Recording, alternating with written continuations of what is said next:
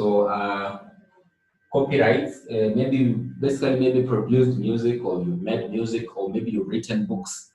So rights can actually be protected by under copyright. So you register with the relevant body that actually basically protects such kind of works. For example, the Kenya Music and Copyright Board, Music Copyright Board. There's actually also one that actually also deals with the literal works. For example, if you've written books, then you're supposed to copyright them. So I think you've read any book, you'll see on the first page that this particular book is actually copyrighted, and you're not supposed to produce it or duplicate it in any form without the permission of the author. If you see such a message, then just know that that particular book has actually been copyrighted. It basically protects the rights of the writer, such that for example, this particular writer has actually been able to maybe use his own mind, maybe use his own brain. So that is actually an asset. So that asset should actually be protected, such that you could actually maybe have financial gains from the literal works. Maybe you can sell the books, because there are those people who actually basically do writing, maybe books, and they just survive. Maybe basically they make their ends meet out of maybe selling the books. So how do they protect their books? They ensure that their books have actually been copyrighted. Or for example, if you have music, then in such a case, it means that no one else can actually be able to use the music without you having to give him permission. For example, if there's a corporate body that wants to maybe use that particular music to maybe do an advertisement, so you actually copyrighted your music, then they can't use it without your permission. You could actually tell them, I want you to pay me millions before you can use my music in your advertisement, maybe on the TV or anywhere. So basically, when you talk about copyright, the kind of works that can actually be copyrighted, they are categorized into two. So we have the works that can be copyrighted under the copyright law, the works that can be copyrighted under the copyright law. So we have primary works, and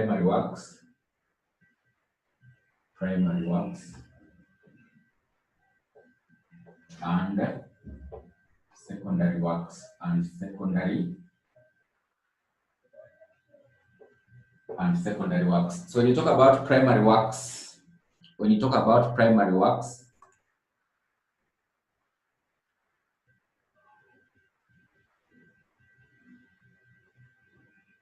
I can see someone saying I'm too low.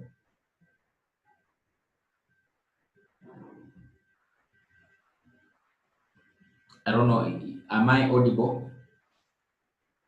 I can see Immaculate says I'm too low. The others, can you be able to hear me clearly, loud and clear? Or is everyone?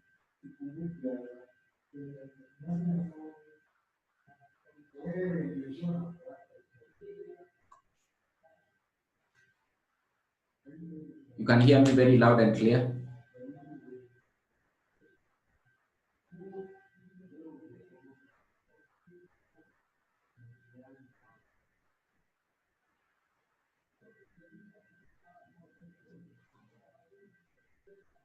I'm audible enough. So I think maybe Immaculate, you can check your gadget, just increase the volume. Just increase the volume.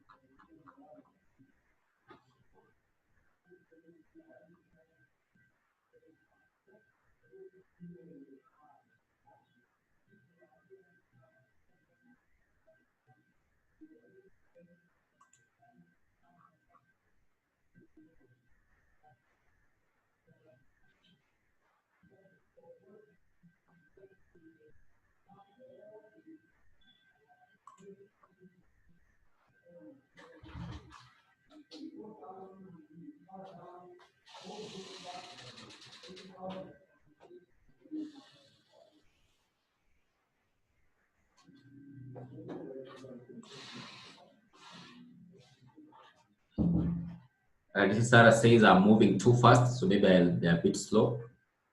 So I can see there's a question from Odhiambo asking, what is delivery app? So delivery app could be under the remedies for a patentee. The remedies for a patentee. For example, if you have found out that basically this particular invention, it was actually involving maybe materials, so they could ask you to basically deliver the materials. So maybe those you maybe have basically taken over the materials of the patentee or the inventor, the materials he uses to, or the material he actually used to make the invention. Then they can actually recover the materials from you. So that could actually be one of the remedies that can actually be given by the court. So the court basically just gives an order to deliver all the materials to the inventor or maybe the patentee of the invention. So maybe this particular invention was actually gotten, or this particular discovery was actually gotten by the inventor being able to use certain materials or maybe use certain machineries. So in such a case, the court can give an order. For example, if you've taken those particular materials or machineries from the inventor, such that you are benefiting from them by being able to maybe come up with products and maybe sell them off. So they can give an order also to basically deliver those particular materials to the inventor, Then there was another one from Jacinta. Jacinta says, is there a difference between compulsory acquisition of a patent and revocation of a patent? So you say compulsory acquisition of a patent could actually arise basically, for example, if you make an invention that is actually quite essential to the society. For example, right now, for example, if you say, for example, you make a discovery of maybe a vaccine for corona, you can see what the government is actually going through with regard to maybe dealing with this particular pandemic. So the government could actually basically acquire that particular invention or compulsorily after maybe a certain period. So you basically patent it or actually protect it, but they'll acquire it mandatory. Of course, it won't be for free. They could tell you basically you enter into an arrangement such that you can actually benefit from that particular invention being used by the government. So it could be acquired compulsorily. For example, if you make an invention that is quite essential to the society, it's something that is actually really needed by the members of the society, and maybe the government wants to support them or actually assist them. So in such a case, they can actually maybe acquire it on a compulsory basis by the government. Then revocation of a patent. So I think in this case, maybe a patent that one just surrounds the circumstances that can actually make maybe a patent to be revoked by the government. For example, it could be maybe an invention or a patent that has been given on something that is maybe injurious to the people in the society. In such a case, it means that it's something that cannot actually be implemented. So they can actually revoke or actually stop that particular patent from actually being implemented. I can see someone is asking, there are 4 types of intellectual properties. 4 types of intellectual properties. I think we have patents, copyrights, and trademarks. So those are the ones that I know of that can actually be registered. These ones are actually supposed to register so that you basically protect them. So those are the key 3 types of intellectual properties. Or maybe you could be thinking of another one. You can maybe tell us. You can maybe tell us. So I think we were looking at copyrights. So copyrights, you say the kind of work that you can actually be able to copyright or actually protect can be categorized into 2. We can have primary works, sorry, and secondary works. When you talk about primary works, these are actually basically literal works. For example, if you write a novel, if you write a book. So those are basically mostly in written form will actually be categorized as actually being under primary works, So these are basically things to do with something that has actually been authored. It could be a magazine that you're actually authoring. It could be a book. something that you've actually been able to author, and you have actually put it in maybe in a different form. It could be in a soft form. It could maybe you've stored it on maybe a computer. So if you have actually been able to copyright that particular material, whether in soft form or maybe in hard form, but it's actually something you've actually been able to write or actually author. It could be an article or something, anything that you have actually been, that has actually been authored by anyone. It could be a magazine, anything that is actually authored, or any article that has actually been authored will be categorized under primary works. So, for example, you basically written an article and you want basically to protect it, then you have to basically copyright it, such that there is not any other person who can actually be able to duplicate it in the future.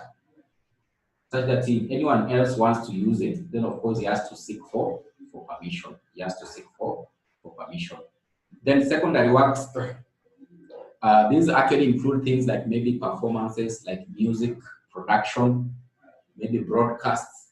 So sometimes you've seen, for example, if there's a TV station that wants basically to bring a certain story by borrowing a story from another, maybe TV station, they clearly indicate basically this one has actually been maybe borrowed from Super Sport. So if they fail to indicate, then basically SuperSport can actually come in and actually be able to sue them because they are basically using their content without their permission. So that particular content or broadcast has actually been copyrighted. Or maybe at the end of the news, you'll see they will indicate this news has been brought to you by Citizen TV and it is actually copyrighted. So no one else can just use those particular news that have been aired without the permission or seeking permission from Citizen TV. So we talk about secondary works. These are basically like music production, maybe performances or live performances that you've actually been able to record. So for you to be able to protect such recordings, then basically you have to copyright them such that any other person wanting to use them, he has to seek for a permission. He has to seek for a permission before he can actually be able to use them. Before you can actually be able to use them. So those are the kind of works that can actually be copyrighted. So primary works, so they include authorships or anything that have actually been authored, like books. For example, if you author a book, then you can protect it by being able to copyright it. So no one can actually be able to just reproduce the book in any form, because what normally actually happens, for example, if you've written a book, then you find out that someone is actually photocopying, you basically report to the copyright board.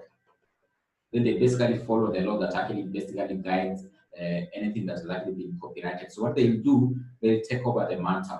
And actually, if you have evidence, you give them, they'll take over the matter. They basically try to find out if that particular person is actually truly photocopying your books. So if they find out exactly photocopying your books, then of course they'll take him to jail and maybe fine him, or they could actually ask him to basically pay you for any losses you've incurred as a result of him actually being able to photocopy your books. In such a case, you just report. Once you copy, when you copywriting, they'll charge you a fee. So they'll charge you a fee of copywriting your written book. Once you actually pay that fee, then of course it is their mandate, such that if you find anyone photocopying your book or duplicating your book, you just report to them. So they have officers, investigative officers, who can actually be able to investigate. So long as you've given them evidence, they try to find out this person who has actually been reported, is it true? So they come with the police. So the police just actually maybe take you and maybe take you to jail. So they'll actually ask you to maybe pay a fine for having been able to maybe duplicate the work of another person without actually seeking his or her permission. His or her permission.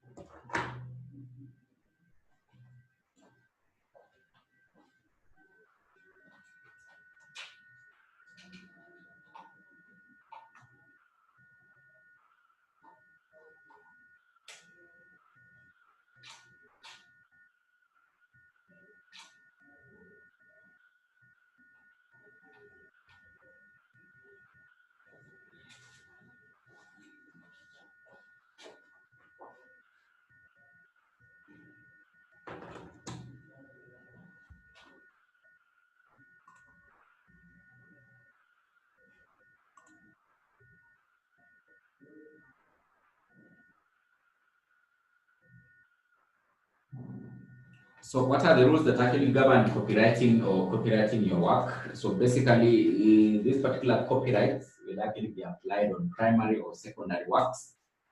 Then it subsists automatically upon creation of the work. So it will start basically operating upon creation of the work, so long as you've actually been able to copyright it. It will actually start subsisting since when you actually created the work. So for example, if you create it, then maybe you register it within a day or two. It basically subsists from the time you actually created the work, the time you actually created the work. Then it need not to be granted or registered. It need not to be granted or registered. So basically what you just need to do is basically to give a copy to the copyright board of what you've actually been able to produce. But once you give the copy, of course, you pay a fee. So they tell you to deposit a copy of your book. So with them, then of course pay a certain fee. So of course, once you've given that evidence that you produced a book by giving them a copy, then of course you can actually be able to take to them any matter concerning any duplication of your work. Then the subject matter must be original. So it must be something that is original. So you can, for example, be able to, so maybe you do a song, you seek a permission from an artist, you do his song, maybe in another version. So that one is not actually original work. So you just maybe copy this song and actually done it in another form. So that is not actually original work. So you can't actually be able to maybe copyright it or maybe say it as copyright. In such a case, it must be something that is very original. If it's music, it's very original. Or for example, you basically done a song by basically maybe copying another person's song by basically getting a permission from him, then of course that one is not original work. So it is not a copy of any other form or any other copyrighted work. Then ideas in the mind don't count as copyright. So your idea in the mind should actually be brought out, such that if it is music that you have it in the mind, it must be brought out before you can actually be able to say it can be copyrighted. So just having an idea in your mind, then for example, if you have an idea of releasing a certain music today, then of course you fail to release it, then tomorrow you see someone else releasing almost similar music, then you can't actually be able to say that your idea in the mind was actually copyrighted. So this particular person was actually basically produced the music a day later, has actually infringed on your copyrights, such that it means that those ideas in your mind should actually be brought out. For example, if you have ideas in the mind of about writing a book, then you must actually write the book and release it, such that in such a way, then in such a case, if you copyright it, then someone else basically duplicates it, then it means that you actually have infringed on your copyrights. So ideas in the mind should actually be brought out before they can actually be maybe copyrighted. So just having an idea, it doesn't mean that that idea in the mind will actually be copyrighted. Then the duration of the copyright, so it will basically subsist. So this particular copyright will actually subsist for the lifetime of a person plus at least 50 years. So for example, if you've written a book and you copyright it, you'll enjoy the rights of that particular book for your lifetime, and maybe it will actually subsist for extra 50 years. So that is according to the copyright law, that is a requirement. So if it is music, you'll enjoy the, even if you stay for 90 years, you'll enjoy the copyrights of the music for the 90 years. So in your lifetime, if anyone infringes on your copyrights of the music, then of course you can actually be able to take any action against that particular person. So it will actually subsist for the lifetime of a person plus extra 50 years, or at least extra 50 years. So maybe your children can actually enjoy it for extra 50 years before it can actually maybe be depleted. So in which the first recording was actually made, Then the problem with the duration is that most computer programs have a very short lifespan, and there is no need of protecting them for 50 years or plus. So for example, certain maybe primary works or secondary works we've been able to release would actually maybe just be relevant for a very short period of time. So even subsisting for that particular period that has been given, it won't actually be realized. It won't be realized. For example, maybe if you copyrighted maybe a particular artistic work, any artistic work you've been able to copyright, but it basically maybe it will be relevant for just maybe the next 15 years, because maybe you'll be having new programs coming in that will actually make your copyright to become obsolete. So sometimes subsisting our copyright subsisting for that particular long period of time, it can't actually be realized, because some of the copyrights could actually become obsolete even before your lifetime, or a lifetime of a person has actually come to an end. Then copyright infringement. When you talk about copyright infringement, then this is basically dealing with the work, or dealing with the work controlled by a copyright in a manner contrary to the interests of the owner of the copyright without the owner's consent. For example, using another person's music without his consent, then in such a case you've actually infringed on his copyright. Or for example, reproducing someone's authorship or anything that has actually been authored without his permission, then that means that you've actually been able to infringe on his or copyright.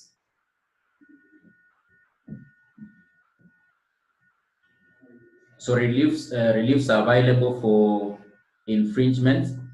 So reliefs are available for infringement. Basically, those are remedies that can actually be available. So they are the most obvious ones that can actually be given. So they can actually fine the person who has actually infringed the copyright. They can ask you to pay for the damages, because if someone uses your music without your permission, then of course you could actually incur certain losses. Maybe you might not actually basically sell your music as the way you wanted. So you'll end up making losses of having basically produced that particular music. Or maybe you've done a live performance, then someone just reproduces it and maybe sells it. So you won't actually be able to make maybe enough sales without actually, if anyone has actually basically infringed on your copyrights, because you want to be the only person selling the music, or maybe be the only person who's actually been able to produce the music. So if anyone basically copies your music and sells it, you will incur several losses. So it is quite obvious that if you go to court, if someone has actually basically infringed on your copyrights, then of course the court will ask that particular person who's actually infringed on your rights to be able to pay for the damages. So maybe they could ask him to pay for a fine. They could ask him to pay for a fine, or maybe if he has basically benefited by gaining any profits, they would ask him to basically pay you all the profits. Or maybe if someone has actually been able to, sometimes, for example, it could be maybe someone came and actually, for example, if they find out that he has at his place, that place is actually photocopying the books. He has a copy of all your books there. So such that he gets, anytime anyone wants it, he just takes it and actually photocopies it. So they could actually ask him to basically, or they could actually take over all those particular original works of yours from his premises or place, whereby he's actually being able to infringe on your copyright. For example, if there are books that are stored at his maybe house, they could just do what is known as delivery up, take up those particular books and basically now deliver them to the original owner. So they could actually place an injunction, stop that particular person from infringing on your rights or on your copyright. So basically, they talk about for that particular paper question being asked by its Infinix or Tate, explain 3 reliefs that are available for a copyright infringement.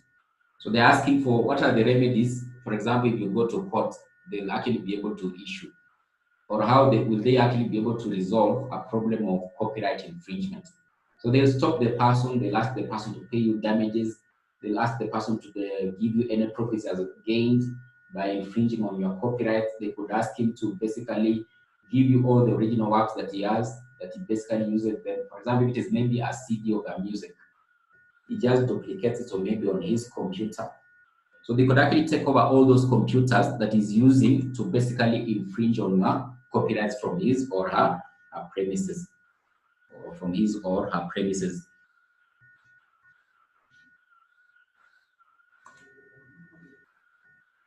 So someone is asking, what do you mean by search and says? Just from the word search, you search and says. You search his premises.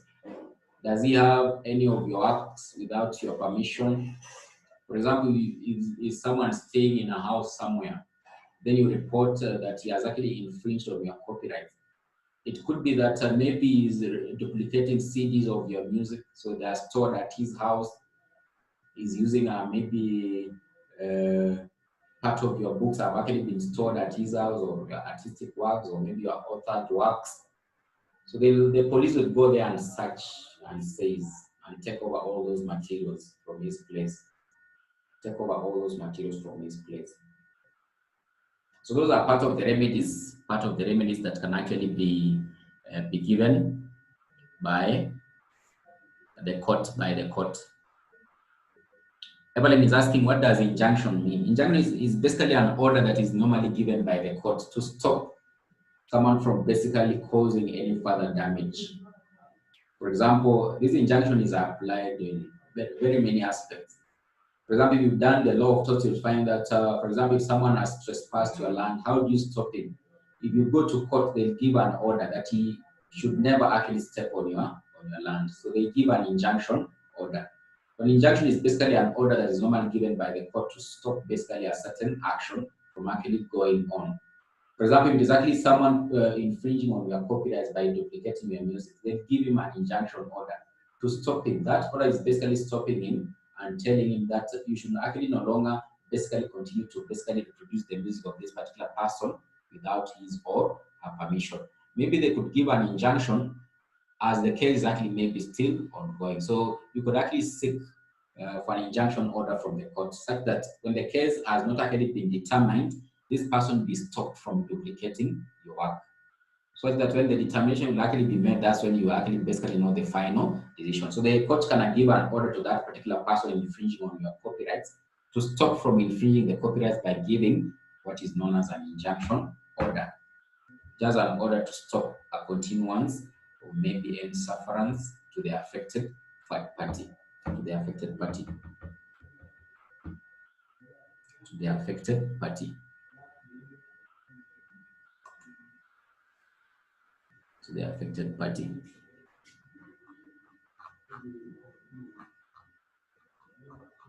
So I think, I don't know if I had sent these notes because I can see maybe some of you had actually read ahead. So I want to maybe look at, or maybe those questions are from the past paper, I don't know.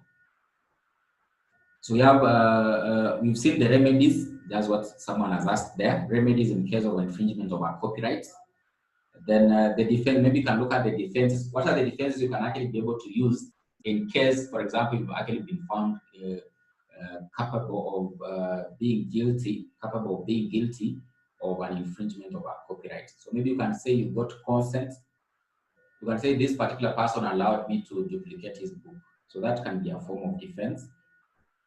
Maybe you did that particular duplication or infringe on the copyright due to public interest. If, for example, if that particular infringement or that particular copyright work is required by the public, or there's a public interest that basically maybe they get a copy of what you're actually infringing on. So due to public interest, you could actually say the copyright is no longer in subsistence, or is actually no longer in existence, or maybe it is not actually an original work. You could actually say this is not actually the original work of this particular person, so it can't actually be copyrighted because there was another person maybe who produced the same music. Because we've said for you to be able to copyright, then it must actually be original work, not actually something you've actually copied from another person. Such copied works cannot actually be copyrighted. So you did it in the cause of maybe fair dealing. Fair dealing, maybe you are basically using that particular work to maybe bring in, you've seen maybe certain persons on the TV actually basically analyzing music. So they just play the music to do an analysis or maybe bring in criticism. In such a case, you can actually use that as a form of defense. We are just doing an analysis and basically comparing different kind of music. So, for example, you are doing a review, or maybe you did it through maybe fair dealing, but the way you basically used the work of another person was not actually unfair to him. So, for example, if the use of the work is actually in a fair way, then that can be a form of defense.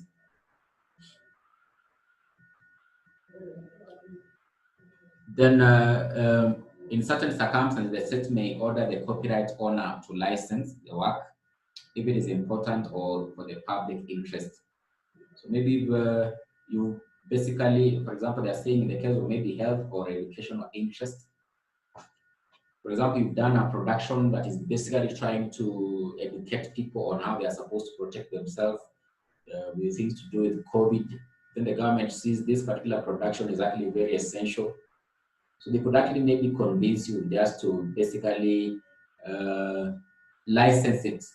So maybe you don't want anyone else to use it. So they can actually compulsorily ask you to license it or allow it to be used by the government to educate people on how they're supposed to protect themselves, maybe from a particular pandemic, or maybe it is actually an educational material. Since this particular material is actually required for public interest, the public really needs it because it will actually assist them. But you, as basically the person who actually produced it, has copyrighted it, and you don't want anyone else to use it. You just want it to maybe stay there, no one else to use it. So it could be acquired compulsorily by the government, or the government would ask you to license it. So when you license it, maybe you could actually ask the licensing to be done, but not for free. You'll be paid maybe a token or something, such that it can actually be used to educate the public, or just basically for the benefit of the public, or if it is actually in the public interest, such copyrighted work be used. Such copyrighted work be used.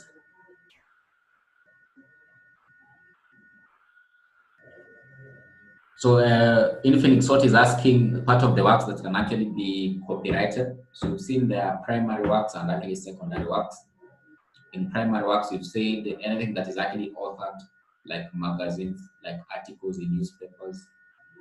When you talk about secondary work, it could be live performances, it could be music production, it could be it could be broadcasts by televisions. Those are the kind of works that can actually be copyrighted. So we can look at trademarks. We can look at trademarks. Trademarks. When you talk about a trademark, there is basically just an identity of a business or maybe a company. So that particular identity should actually be trademarked or actually be protected under what is known as a trademark. So once you trademark it, then you have actually been able to protect it. No one else can actually be able to use that particular signage or maybe logo. For example, you'll find out that the logo for Safaricom, no one else can actually be able to use it for his or her own benefit because it has actually been trademarked. It is the identity of Safaricom, the logo of Equity Bank. You can't actually be able to use it. Anyone else can't be able to use it. It has actually been trademarked. So before you use it, you have to seek for permission from Equity Bank so that they can actually be able to allow you to use it. So when you talk about trademarks, this is basically any word or sign used to indicate the correlation between goods and services and the owner. It is a distinctive symbol that identifies a particular product of a trader to the general public. So anything that basically identifies a particular company or a product will actually be termed as maybe a logo or a signage. That signage can actually be protected under what is known as a trademark. So the symbol can either be in words. For example, you've seen certain companies' logos are just words, or basically they have the logo itself. Then there's an words that have actually been indicated. So in such a case, that is basically the signage or the identity of that particular business or maybe product. So you can't actually be able just to use it anyhowly without seeking for permission. Because then maybe you could just, for example, you could be using that particular signage for your own financial gains. For example, you could maybe use it, the logo of Safaricom, by maybe putting it on your cloth, just to maybe lie to someone that you're actually representing Safaricom or representing the products of Safaricom. So if you use it in any way without the permission of Safaricom, then in such a case, Safaricom can actually be able to take any action against you because they have actually been able to trademark it or actually protect it. So it's just a signage or an identity of a product or maybe a business. So they'll be protected under what are known as trademarks. So examples of trademarks or things that can actually be trademarked, then we can have maybe signs or signages, letters or numerals. For example, I've told you some logos can actually just be in letters or numerals. It can be smell or sense or factory marks. It can be colored marks used in words and letters. It can be available signs or sound marks or maybe soundtracks that identify a particular product. So maybe like songs or musicals that identify a particular product. It can be dimensional signs, e.g. Toyota logos and Mercedes signs. So no one else can use that particular Mercedes sign without the permission from Mercedes-Benz. So we can have maybe Toyota.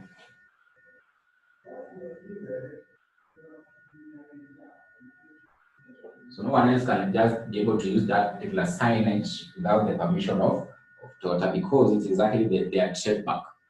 If you see it on any car, you just know this one is actually a Mercedes-Benz. So that's why no one else can actually be able to use it, because it's actually their trademark. So it's actually protected under what is known as trademark. So anyone using that particular signage on his or her products without the permission, then in such a case, you will actually be infringing on the trademark of the other business. So they must be registered for them to be protected. Then the proprietor of a trademark must use it to continue enjoying protection. You must actually always be using it, or maybe placing it continuously on your products, so that you can actually be protected.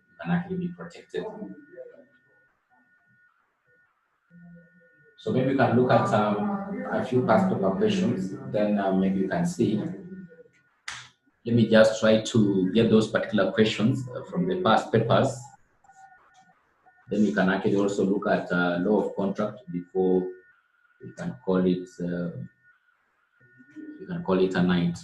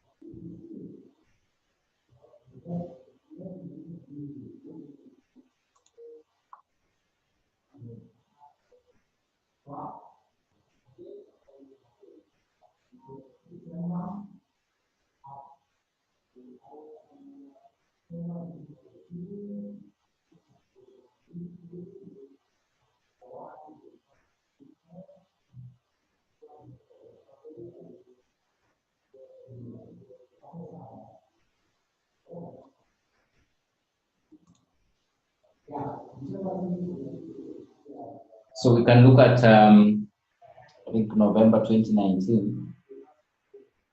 Look at November 2019 question. Look at November 2019 question 4. Is it 4A?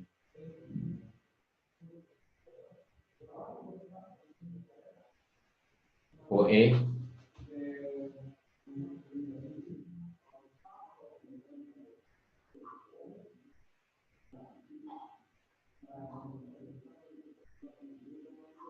you can see that 4A, it says highlight 6 types of inventions which might not be patented.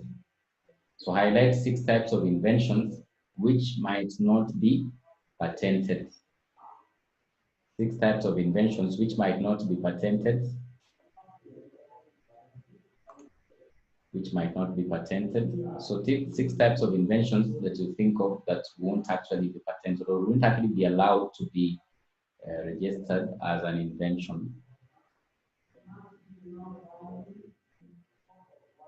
So the most obvious one, the invention should not actually be going against the law or the requirements of the law. So if it doesn't meet the requirements of the law, is actually against any statute in place, then that invention won't actually be registered. So it won't be registered if it is not meeting or it's actually going against any statutory law. So if the invention is actually against any statutory law, it won't actually be registered. Then another one you can actually be able to talk about is if the invention is not actually applicable or can't actually be applied in any way, because you can make any discovery, but it won't actually be applied in any way or form. So the invention it cannot actually be applicable in any way or cannot actually be industrially applicable, it won't actually be patented. Then another one you can actually be able to talk about, you said all inventions must actually be new. So if it's something that has already been discovered, or someone else has actually discovered, then it won't actually be patented. Then if the invention is quite too obvious, if the invention is not very useful or it can't actually be useful in any way, then it won't actually be patented. So if it goes against the laws of the land, or that particular invention is actually against the laws of the land, it is not a registerable patent. If it can't be applied industrially, or it can't actually be applied maybe to do any production or anything that's actually be very useful, it won't actually be patented. If it is an obvious thing or something that's already been registered, then of course it won't actually be patented. It can't actually be patented.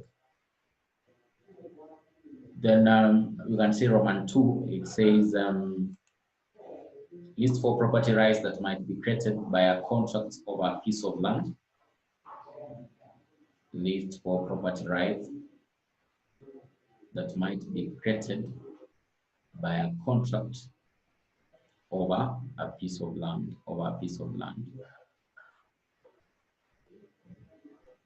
by contract over a piece of land. So what do you think are the rights that can actually be created by a contract over a piece of land? Of course, you can have mortgages. You can basically enter into an agreement or a mortgage agreement or a mortgage contract by use of a piece of land. the use of a piece of land.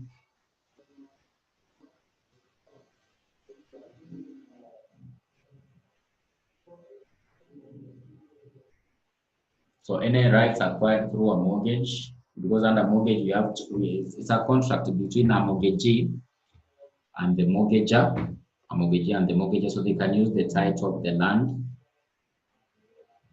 You can have a lease agreement. You can have a lease agreement. So a lease agreement or a lease contract can actually create rights over land.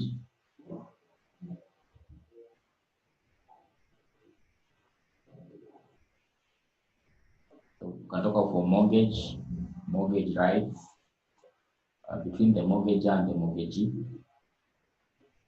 So when you talk about mortgage, it's basically where now someone is actually able to use maybe land as a security to be able to get a loan.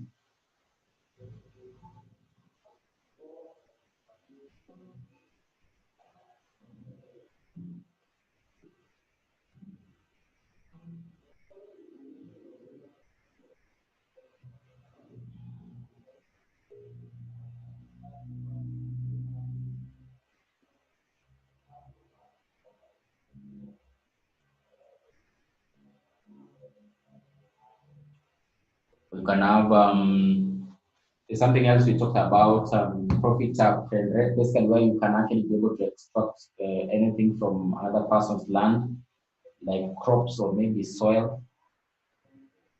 You can talk about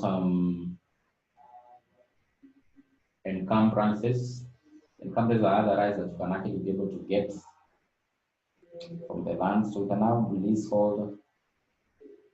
Leasehold can actually create rights over land, can actually create rights over land.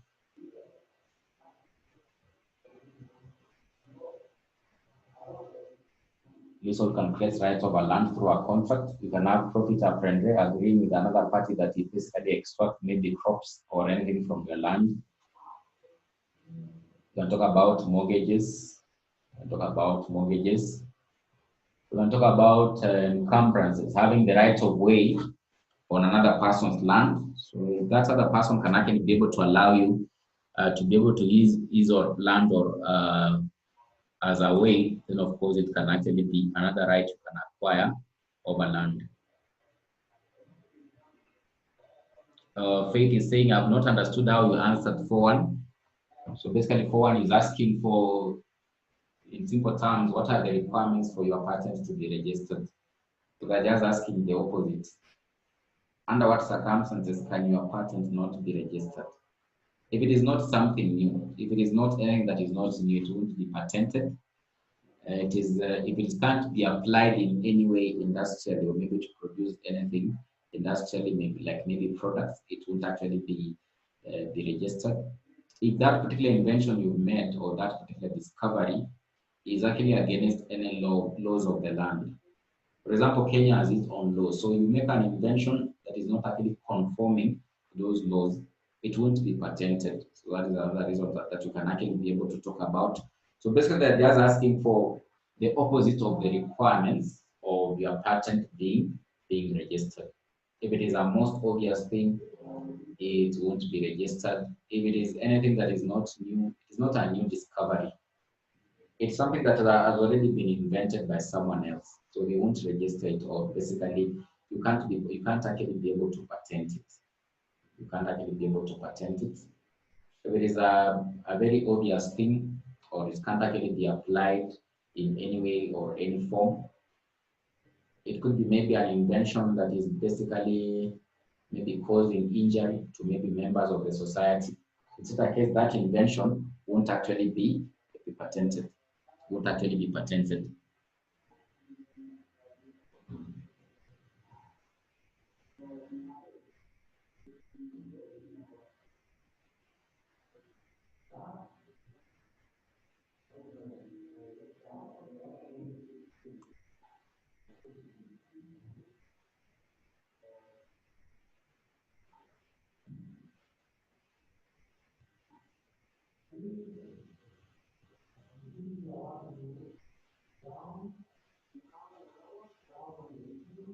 So I can see you're asking not types. So what I've told you are the types. Are the types of inventions that can't actually be registered. If that particular invention is under a type of which it is maybe going against the laws of the land, if it can be categorized under going against the laws of the land, it won't be registered. So what I've just told you are the types that can't be registered. Those are the answers.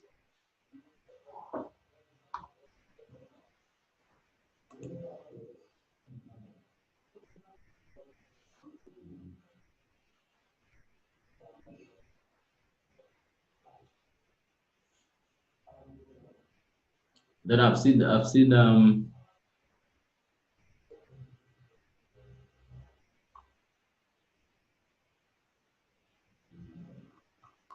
let me try to look for another one. But if you see any other one, you can maybe highlight it.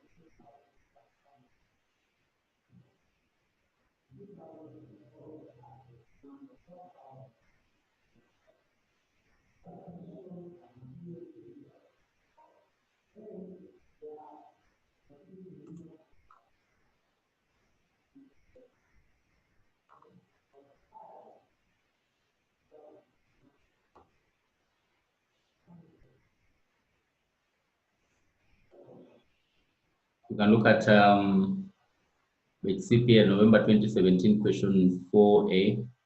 With reference to the law of intellectual property, discuss four advantages of registering an industrial design. So the advantages of registering an industrial design, advantages of registering an industrial design.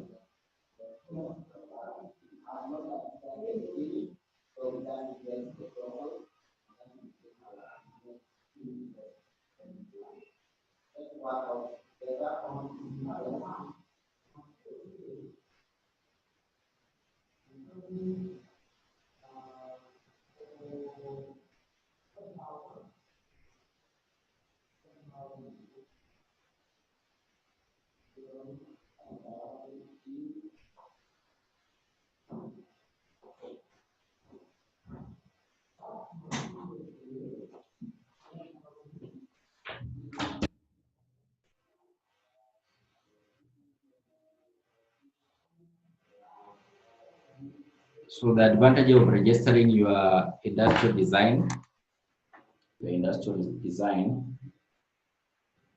so number one, we can talk about so that you can have return on your investments. So maybe you've made huge investments, so you can have return on your investments.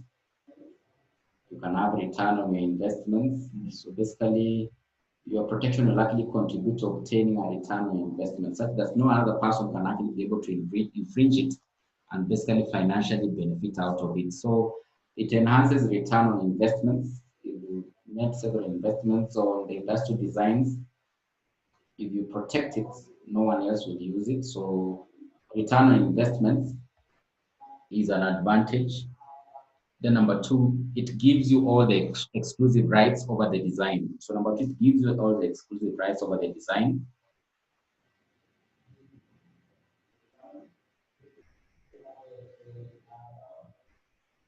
So as to exclude others from copying it or exploiting your industrial design. Then another way, if you protect your industrial design, it basically strengthens your brand. Your brand will likely be strengthened because no one else will likely be using that particular design to produce maybe any product. So it leads to brands being strengthened. So you can actually identify a particular brand with only one designer. So it strengthens brands. It strengthens brands or a brand of maybe a particular body or corporate body. Then it gives the designer the opportunity to license or sell and having financial gains. So you can sell it. So it gives the designer the opportunity to license or sell that particular industrial design. So that is another advantage you can get.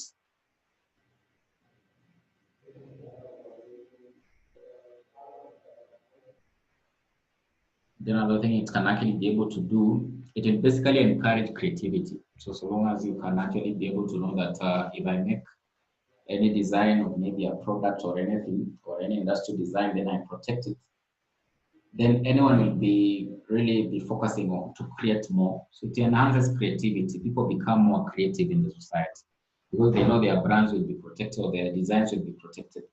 So it enhances creativity. So that's another one.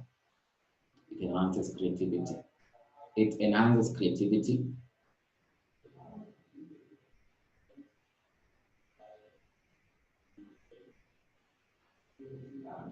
Then another one, industrial design can actually create a positive image. Industrial designs can create a positive image and increase the market value of the company's products. So they create a positive image about the company, can create a positive image about the company and increase the market value of its products.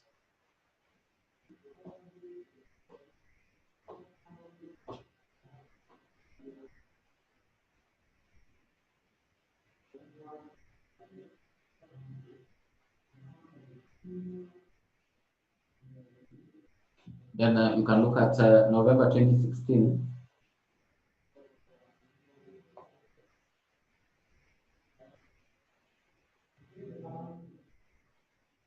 November 2016, it says question 4B. It says question 4B, November 2016, question 4B.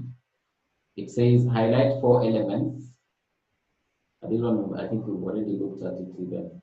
Highlight four elements of a patentable invention. What are the characteristics of an invention that will actually be protected?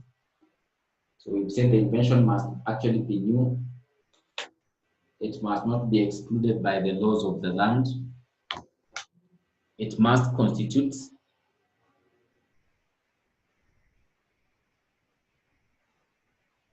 it must constitute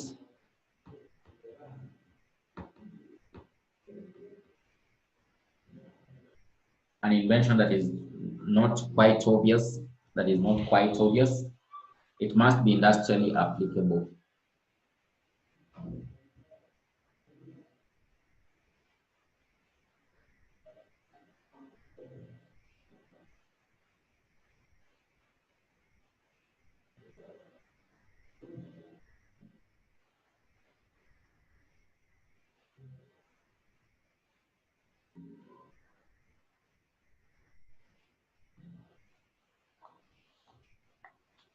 Then the other one says explain 3 types of property in land.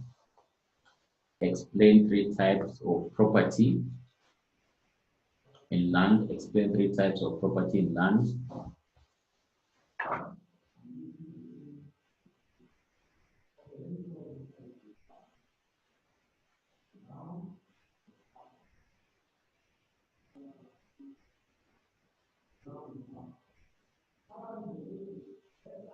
You can talk about freehold. You can say freehold. So I think freeholder is one. We explained that you enjoy the rights over the land for an indefinite period of time. You can talk about leasehold. You can talk about leasehold. You can talk about leasehold. Leasehold, you enjoy the property for a definite period of time. So that is another.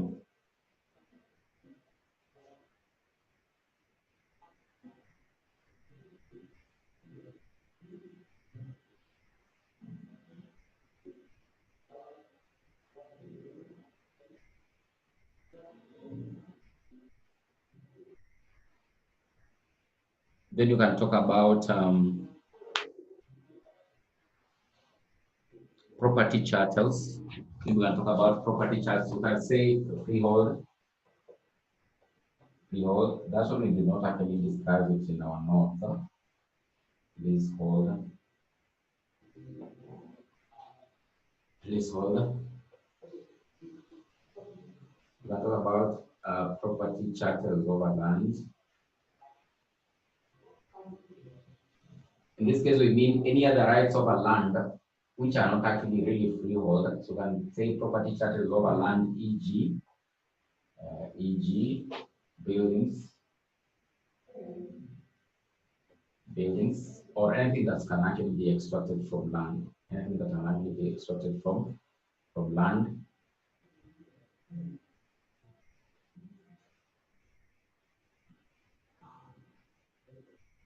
So property charters over land.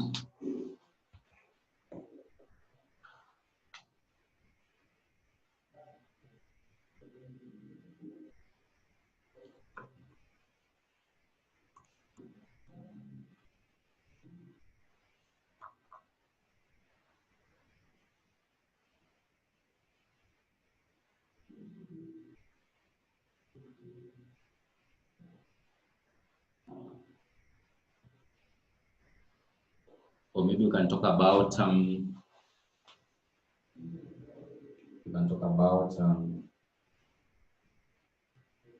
can say servitude. Then you can actually also maybe just mention encumbrances.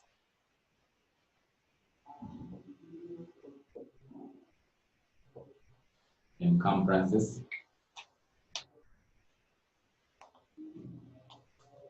Now freehold, leasehold, property charters over land like buildings, servitude, other interests in land, or maybe you can talk about encumbrances.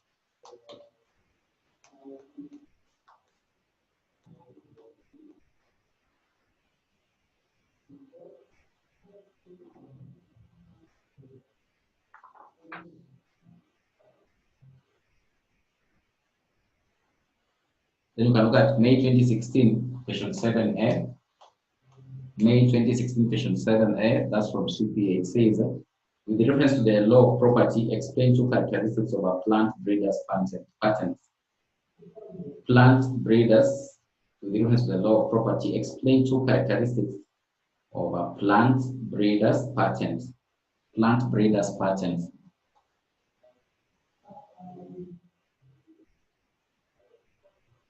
Plant breeder's patent. So you could be wondering, what is a plant breeder's patent?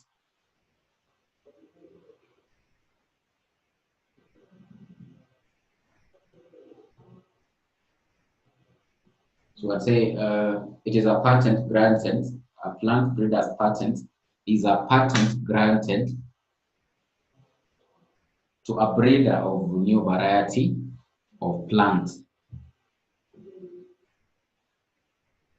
It's a patent granted to a breeder of new variety of plants. Is a patent granted to a breeder of new variety of plants that give that give the breeder exclusive control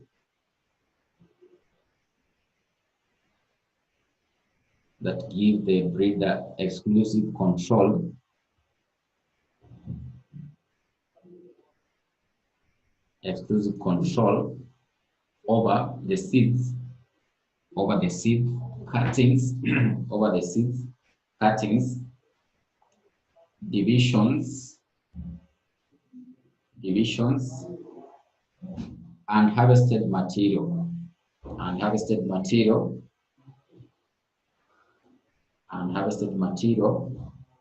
of the plant for a number of years. So long as you've actually been able to maybe make an invention or maybe a new variety of a plant, by being able to breed it, then you can get what is termed as a plant breeder's patent. So it is a patent granted to a breeder of a new variety of plants, which gives him the exclusive rights, or control over the seeds, cuttings, divisions, or harvested materials of the plant, So any harvest out of the plant, you can't be able just to use it. You have to get the rights from the patentee or the breeder of the plant. So that is what we mean by that. So they're asking for two characteristics of the plant breeders.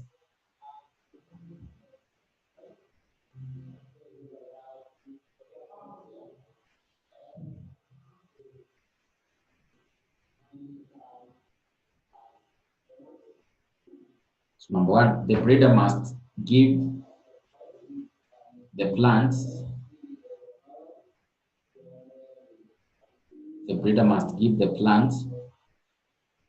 an acceptable denomination or generic name. The breeder must give the plant an acceptable denomination or generic name. The breeder must give the variety of the plant an acceptable denomination or generic name, which must be used by everyone marketing the plant.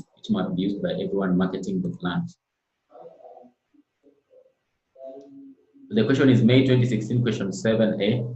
May 2016, question 7A. So you said the first one, the breeder must give the variety an acceptable name, generic name or denomination, which must be used by anyone who markets the variety.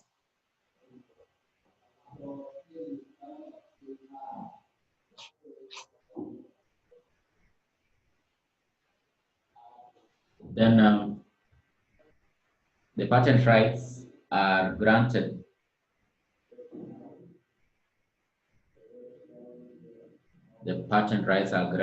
by established national offices.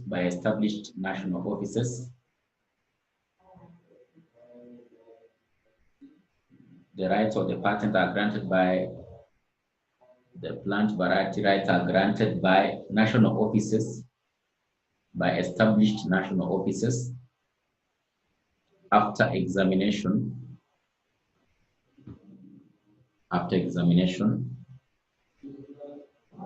If the plant meets the set criteria,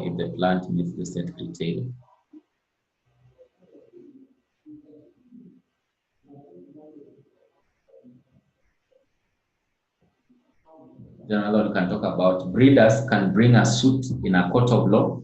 Breeders can bring a suit or take action in a court of law,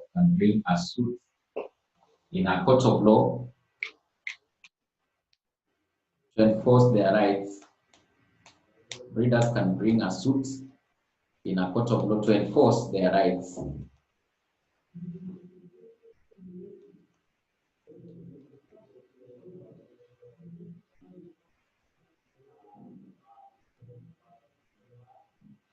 Breeders can bring a suit in a court of law to enforce their rights.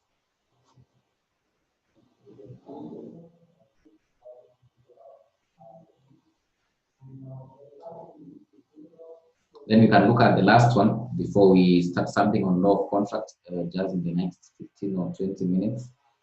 So the last one we can look at is November 2015, question 4A. It says, summarize 6 ways in which a lease agreement might be terminated. Summarize 6 ways in which a lease agreement might be terminated.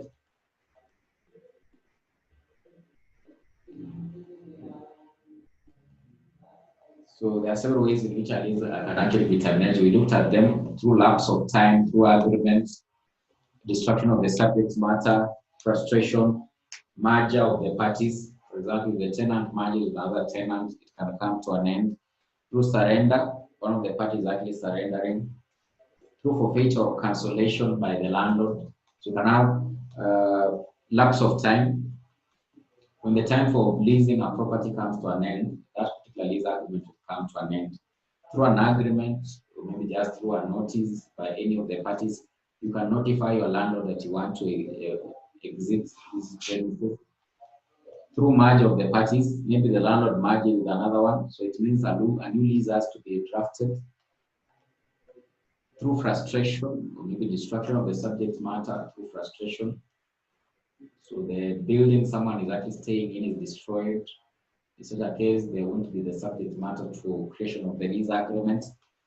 Through forfeiture or cancellation by the landlord, for example, if the agreement allows that the landlord can actually basically forfeit or cancel that particular lease agreement. For example, if you fail to pay your rent, then you can cancel that lease and actually evict you from the premises. Evict you from the premises.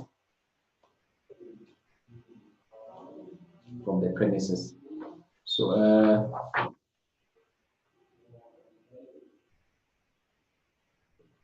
I think we can end there. We can end there with the law of property. So there are those who are actually asking about law of contract. Law of contract.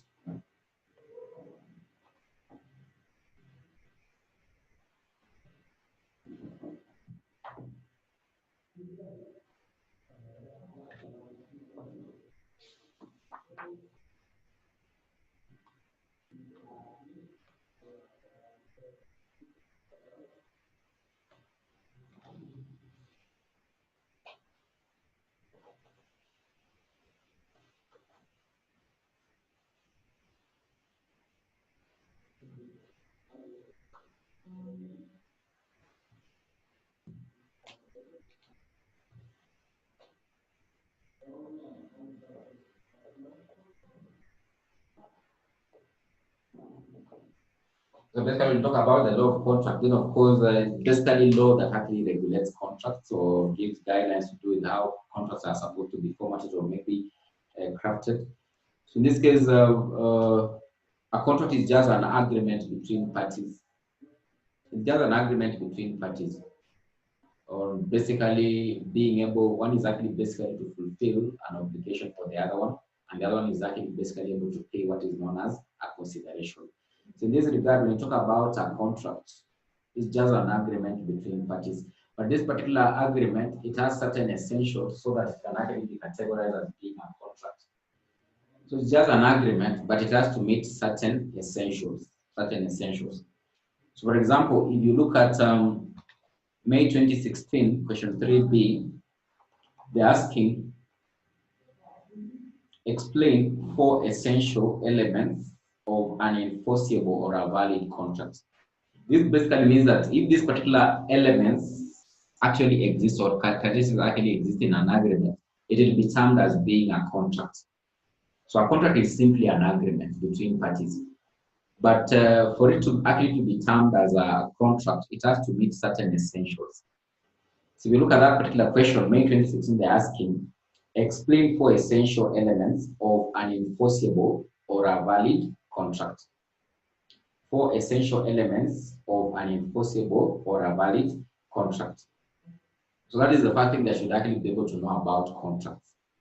What are the essentials? What are the key characteristics that must actually be in existence for an agreement to be termed as actually being a contract? So first of all, it must actually have what is known as an offer and an acceptance. So we are saying there will be 2 parties. There will be two parties under contract entering into an agreement. Entering into an agreement. This agreement must meet certain essentials before it can be termed as actually being a contract. Before it can be termed as actually being a contract. So the agreement between two parties. These two parties, they will be termed as the offerer and the offeree. So this is the one who basically gives the offer. Because we are saying the first key essential that must actually be in existence, there must be an offer and acceptance. So this one, the offerer is the one who will actually make the offer. For example, Summit is actually offering you, basically tuition. So of course, for the agreement to be created, you have to accept. How do you accept? By being able to register as a student. If you fail to register, then of course there is no agreement that is actually going to exist between Summit and you as a student. So the first key element that must be present in contract should actually be there must be someone giving an offer, one of the parties, and of course the other party, the offeree, accepting. So offer and acceptance is one of the key essentials or elements that must exist in an agreement for it to basically now turn out to be what is known as a contract, or create what is known as a binding contract between the two parties in a contract known as an offerer and an offeree. So an offer, we normally say it must actually be a lawful offer. It must be something that is actually allowed under the law. You can't actually offer something that is basically against the requirements of the law. For example, offering drugs. So drugs are actually prohibited under the laws regulating maybe citizens in Kenya. So this particular offer you are giving, giving you tuition by Summit is actually something that is actually allowed under the law, education or provision of educational services. So this particular offer must actually be lawful. Then of course it must actually be accepted by the offeree. So basically, we talk about the law is something that is actually basically allowed, maybe the law of contract or maybe any law regulating that particular kind of a contract. So basically, an offer is basically something that will be given by the offerer. What is he actually giving? Then of course you have to accept. So he could be giving goods. He's offering you goods. So that will be termed as an offer. Under sale of goods, we term the offer of goods as basically the offer. You as the buyer, you become the offeree. Then you basically accept. When you accept, it basically means you've taken the goods. You agree to take up the goods. You agree to take up the goods. Then there must be a lawful consideration. A lawful consideration. Lawful consideration is another key essential element. So what is the consideration the other party is actually basically paying? So Summit is giving you tuition as the offer. What are you paying? You pay school fees. So that is the consideration. So it's the price that will actually be paid under the contract. So it's basically the price paid by one of the parties for promise of the other. So Summit is promising you to offer you tuition. You pay the price. The price will actually be the consideration, which is school fees. So there must be a consideration that is being given by the other party. Of course, it's just like the other way around. You are paying fees as your offer in this case, and the consideration being given by the school is to give you tuition. So there must be a lawful consideration. You can see the term lawful is very key. It's something that is actually, that consideration you are giving is something that is actually basically allowed under the law. So that's the other key essential element that must actually be present for a contract to actually be formed between two parties. The other one is for the capacity of the parties. Capacity of the parties. Do the parties have the ability to be able to enter into a contract? In this case, for example, can an underage or a person who's actually below 18 years be able to maybe be involved in a contract of purchase of land, entering into a land purchase agreement? That means that that particular party entering into this offer and the offeree, the two parties, must be having the capacity to be able to contract. For example, when you learn more about contracts, you find that, for example, there are certain initiating factors that will likely make one not to be able to enter into a contract. For example, an insane person, so they're actually basically prohibited from entering into maybe contract. They can't enter into contract. For example, underage, or for example, persons who have not attained the majority age, they can't enter into contract. But of course, there are exceptions if they are acquiring things like necessaries. So you can't deny a child to be able to maybe buy food because food is unnecessary. So in a nutshell, what we are saying, the parties entering into the contract must be having the capacity or the ability to be able to enter into the contract. So have they attained the requirements of being allowed under the law to be able to enter into the contract? So when you talk about capacity, the parties in the agreement must be competent to contract. Otherwise, it cannot actually be enforced by the law. For example, it is discovered that, for example, you entered into a land sale agreement with an underage, then of course he fails to pay you, then of course you'll find it very difficult to be able to maybe claim your money from the underage because he does not have the capacity. It can't be enforced under the law. That kind of an agreement or contract can't be enforced under the law because the parties do not have the capacity. Maybe is an insane person or his thinking capacity is not actually proper. So you can't enter into an agreement with such kind of a person. So another key element that must be present for a contract to be created between parties, the parties must be having the capacity to be able to contract. Another that we normally say that must be present, there must be free consent. Free consent. Free consent, basically you enter into a contract willingly. So you must not actually be forced to enter into a contract. So you must basically enter into a contract through what is known as free consent. Either through without being coerced, or maybe through undue influence, or maybe you could actually enter into a contract through maybe frustration, being frustrated by maybe your senior, maybe it's your boss at the work. In such a case, you are actually being forced to enter into the contract. So there is no free consent in entering into the agreement. In such a case, that particular contract or agreement won't actually be valid, or it can't lead to what is known as a valid contract between parties. Then, of course, there must be a lawful object. A lawful object. Lawful object. So the subject matter of the contract must be something that is actually very, very lawful. So the formation of the valid contract is necessary where, or this one is actually very necessary because what you actually basically may be negotiating over, is it something that is very lawful or is it something that is actually allowed under the law? You could be negotiating over something that is basically outlawed by the law. For example, you are negotiating over maybe sale of drugs. So sale of drugs is not basically outlawed by the law. So the object being involved or creating the agreement or negotiations should be a lawful object. So it should actually be a lawful object. Another one that is very key, there must be possibility of performance is actually a key essential element for a valid contract. Is it possible to be able to perform that kind of a contract? For example, you are entering into an agreement that maybe you want to create something that's quite unimaginable. You want someone to basically create rain. Is it possible for someone to just create rain? Is it possible for someone just to create a human being like God? Not possible. Not possible. Not possible. So there are things that certain agreements that can't actually be performed. Those kind of an agreement can't actually lead to a contract. So there must be a possibility of performance. It must be something that you can actually be able to perform or be able to deliver.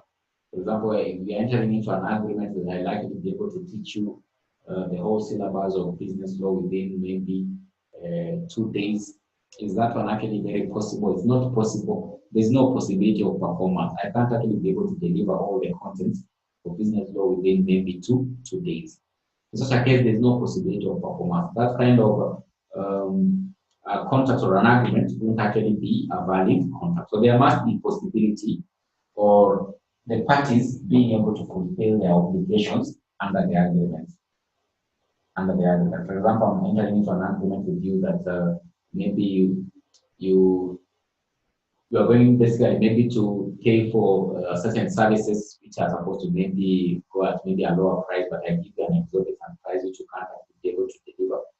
This is a case you won't actually be able to pay for maybe the goods. So possibility of performance under any agreement is actually very key for an essential contract to be created between the offerer and the offeree. Then another one that must actually be present, it is an intention to create what is known as a legal relation. Intention of creating a legal relationship between the parties. A legal relationship between these particular parties. That particular relationship that will actually be created henceforth between the parties, it must be a relationship that is actually allowed under the law. It is not actually prohibited. For example, employing a minor, entering into an agreement to employ a minor. So minors are not actually allowed maybe to be employed maybe until they attain the age of majority. So that kind of an agreement or kind of a contract won't actually be valid because it is not a legal relation that is actually being created between the two parties. So these are the key elements that should actually be present in an agreement for it to be able to be leads to what is known as a valid contract. But just know under a contract there are two parties, the offerer and the offeree. So they enter into an agreement. That particular agreement will meet certain essentials. If it's meet that those particular essentials, then it can actually be concluded that it is actually a valid contract. There must be an offer. One party gives an offer, and the other one actually accepts the offer. The other one accepts the offer. There must be a lawful consideration, the capacity of the parties or the ability of the parties to be able to enter into the contract. For example, we've said underage or minors cannot actually be able to enter into contracts or insane persons. But of course, there are exceptions. For example, if they are acquiring necessaries, if an insane person is actually acquiring necessaries, you could be asking what are necessaries. Necessaries are actually things he can't actually be able to do without. For example, food. Then, for example, if he walks into the supermarket, he picks something, then he pays for it. Then you can't actually deny to sell to that particular insane person the food because he's actually acquiring what is termed as unnecessary. Maybe clothing, maybe shelter. But of course, when you talk about necessaries, for example, there is an argument before a court that there was no valid contract because that particular contract was actually entered into by a minor. But this particular minor was acquiring food. So they look at this particular food, is it an essential? So there are certain foods that are maybe luxurious, or maybe certain clothes that are maybe luxurious, they're not really essential. So the court has to assess these particular things acquired, are they actually necessary? It could be food, but it's just luxurious food. Maybe things this particular person can maybe do without. So those ones won't actually be categorized as being necessary. So these are the essentials that must actually be present for contracts to be created between the parties. So performance, the ability to perform, lawful objects, capacity of the parties or the ability of the parties to be able to enter into the contract. Then lawful consideration. There must be a consideration. There must be a price the other parties pay. So it is not normally for free. We look at all kinds of contracts. There must be a consideration, whether it is sale of goods. If you buy goods in a shop, you pay for the goods. That is a consideration. You actually basically pick the good. For example, you pick the loaf of bread and pay the price, which is actually the money. So there is usually a consideration that is normally paid by each and every party or the parties in an agreement, either the offerer or maybe the offerer. So there must be a lawful consideration. Then free consent. You must not actually enter into a contract by actually being coerced or maybe forced to enter into the contract, being forced to enter into the contract. So I think that's all about the essentials of a valid contract. So it was tested in May 2016, question 3B. Also in May 2015, question 1B, it's a common question. It's a common question. It's a very common question.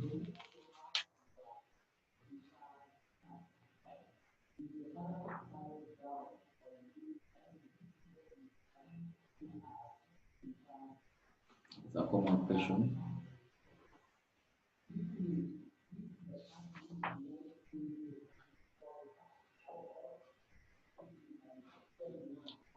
Basically, another thing you need to know about contract is how they can actually be discharged. So look at how they can actually be discharged. When they talk about discharge, sometimes they say termination, or how do they come to an end? Another thing you need to actually to be able to know, but of course I'll go through them quickly in our next class, is remedies for breach of contracts, for breach of contracts. What are the remedies that you'll actually be able to get? For example, right now, if you had paid your tuition fee at Summit, then they fail to deliver on the tuition, what steps can you actually be able to take, and what can the court be able to decide in such a case? So they can either give an order for specific performance, they just force the institution to deliver the tuition. They can ask them to pay for the damages you've actually incurred for them failing to teach you. Maybe you failed your exam, you're supposed to pay another exam fee. So they can ask them to pay for the damages or all the losses. They can actually do what is known as, for example, if you perform the contract, someone has performed the contract partially and you've not paid him. For example, you could hire someone to build you a house. Then, of course, it reaches a certain point, then you terminate the contract, you as the employer. In such a case, you are supposed to, that person, if you fail to pay him, he basically seek for what are known as, or basically can actually go to the court and the court orders for what is known as quantum merit, basically pay for the quantity of work that has been performed, pay that particular person up to the level he has actually been able to deliver up to. You can have specific performance, you can have contact merit, as another one. You can have an injunction. For example, if someone is performing a contract not according to the ways we had actually agreed, the court can give an injunction. So it's a remedy they can actually be able to give. They can actually be able to give an injunction to stop the continuance of the performance of the contract in the way this person is actually delivering. You can actually maybe cancel the contract. For example, in the agreement, there's an allowance for you to be able to cancel it. You do what is known as the rescission of the contract or cancellation of the contract. It's just like that agreement of a landlord and a tenant, a lease agreement. The landlord can decide to cancel it, or basically someone is not basically paying the rent on due time, so you can cancel it. So those are some of the remedies that can actually be present when someone has actually breached his requirements in an agreement or in a contract. So when you talk about a contract, just know that it's an agreement between parties. Those parties will basically just agree on their terms and conditions. So maybe supposed to know something about what are terms and conditions, but we'll brush through them before we can start another topic. Another topic maybe contract of insurance. Maybe we look at contract of insurance just after maybe doing a summary of this and looking at a few questions in our next class. Then we can start contract of insurance. It's a contract between two parties, the insurer and the insured. So we'll see what are some of the terms and conditions and what are the remedies in case of there is a breach under the contract of insurance. So this is what we'll actually be able to go through in our next class very quickly by looking at different questions. Already we looked at a question that looks at the valid essentials, which is actually the introduction of this particular topic of law of contract. So I think we can end there today. So unless there's Jacinta who was asking here, conditions that are valid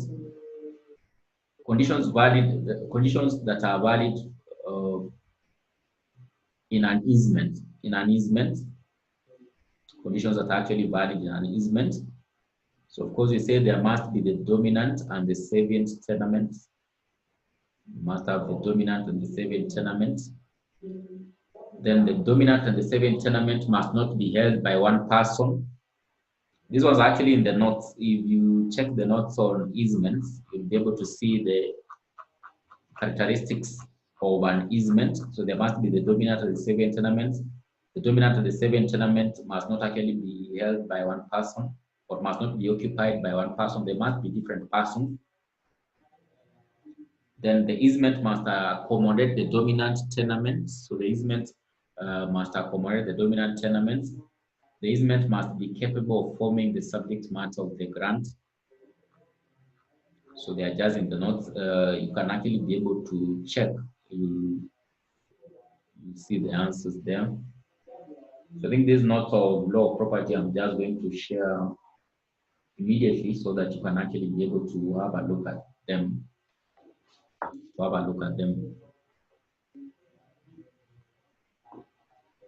So I think we can end there today. So unless there's a pressing question, you can ask.